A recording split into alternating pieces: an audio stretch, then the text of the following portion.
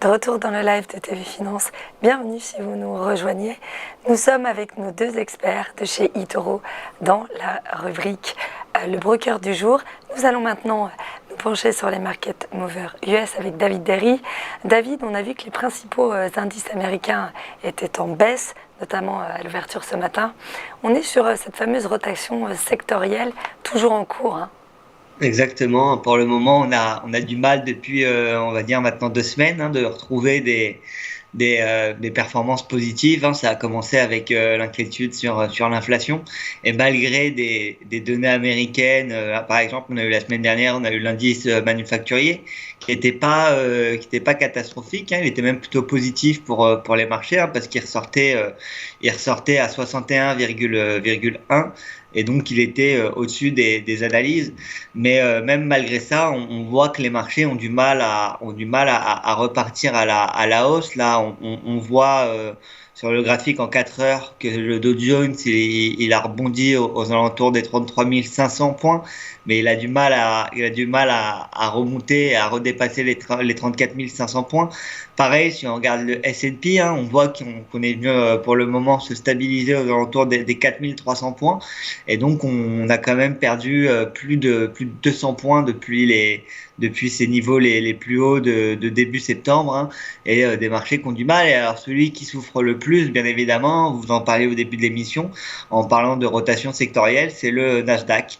Le Nasdaq est passé de un peu plus de 15 500 points au mois de septembre, et on est là aux alentours de 14 500 points. On est en train de rebondir comme pour le S&P qui rebondissait aux alentours de 4 300 points, et le Dow Jones aux alentours des 34 000 points. Là, pour le Nasdaq, on est en train de rebondir pour le moment aux alentours des 14 500 points, à voir si ça va continuer cette semaine. Mais on voit en tout cas qu'en ce moment, les entreprises de la tech connaissent des mois difficiles. On a eu hier Facebook notamment, qui a fait beaucoup parler de lui, avec tous les services de Facebook qui ont été donnés pendant 6 heures. Donc, que ce soit Facebook, Instagram, WhatsApp, Messenger, plus rien ne marchait. Et pendant 6 heures, c'est tous les utilisateurs de l'application justement qui n'y avaient plus accès. Et donc, on a une action qui perd hier 5%. Et on voit là sur le graphique que depuis ses plus hauts, aux alentours de 375 $, un peu plus, on voit que Facebook a perdu déjà plus de 50%, plus de 50 $. Ce qui représente à peu près 15% par rapport au plus haut. Hier, la panne sur Facebook, ça a coûté 7 milliards quand même à Mark Zuckerberg, avec la baisse du cours. Mais ce qu'il faut noter, ce qui est intéressant de regarder, c'est que même si Facebook souffre et a quand même été impacté par la panne d'hier, ça a été toutes les boîtes tech qui en ce moment sont dans des performances négatives et perdent environ tous 5%. Hier, par exemple, même Twitter, qui pour le coup là n'était pas donne et fonctionnait, a perdu aussi à peu près la même chose. Si on va sur le site eToro, on va pouvoir voir la performance exacte. Mais sur Twitter, c'était aux alentours de un peu plus de 5% aussi. Pareil pour Snapchat. Et donc, ça vient à poser la question de est-ce que Facebook n'a pas trop d'importance dans la société aujourd'hui, et est-ce que les réseaux sociaux n'ont pas pris une part trop importante de la société. On voit en tout cas quand Facebook est done pendant 6-7 heures, à quel point les gens sont dépendants justement de l'application. Et donc, on voit en ce moment la tech qui justement descend fortement.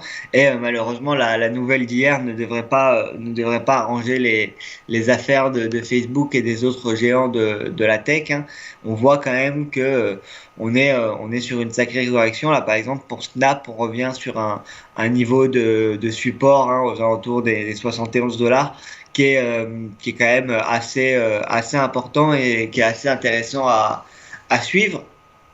Et bien, comme vous le disiez très bien, donc on est en rotation sectorielle. Donc on a le pétrole qui justement continue continue sa flambée. On va arriver aux alentours des $80 hein, d'ici les prochaines semaines.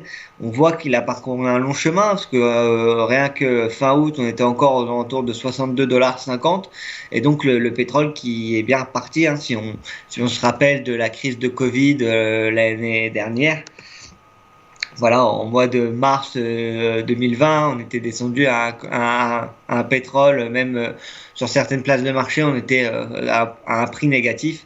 Et là, on est bien rebondi sur le cours du pétrole, et donc ça profite à l'ensemble du secteur hein, et à l'ensemble des entreprises du secteur. Hein. Par exemple, hier, ExxonMobil gagnait 1,30%.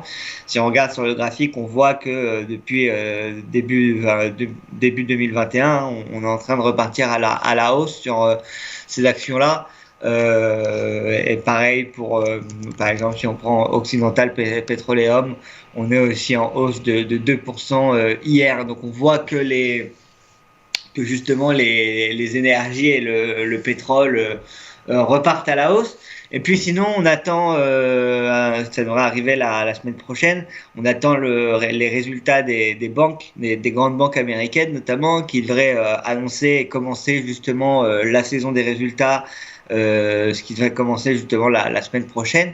Et la dernière action dont j'ai voulu m'intéresser aujourd'hui, c'est Itaú. Itaú, qui est justement une banque brésilienne et qui était hier parmi les principaux market movers de la journée, hein, parce qu'il perdait 20%, malgré justement une fusion qui aura lieu entre une de ses filiales qui s'appelle Xpart et sa fintech qui s'appelle XP, qui est une fintech brésilienne, hein, qu'on a appris que la fusion allait finalement avoir lieu entre ces deux entités. Ça profite pas au cours d'Itaú. Et le prix chute quand même assez violemment, hein, elle perd 20%, et on voit sur le graphique qu'on a eu du mal à se reprendre de la crise du Covid, hein, contrairement aux tech qui sont revenus à des niveaux dépassant leur niveau d'avant Covid, même par certaines qui ont atteint des nouveaux plus hauts. On voit que sur certains secteurs, hein, les énergies, les banques et ce genre de choses, on n'est pas encore revenu à ce niveau d'avant Covid. Et donc, c'est pour ça qu'aujourd'hui, beaucoup d'investisseurs misent sur justement une rotation sectorielle et pensent que la tech, les investisseurs vont désallouer une partie de leur position sur la tech pour aller sur des actions du style énergétique ou du style bancaire.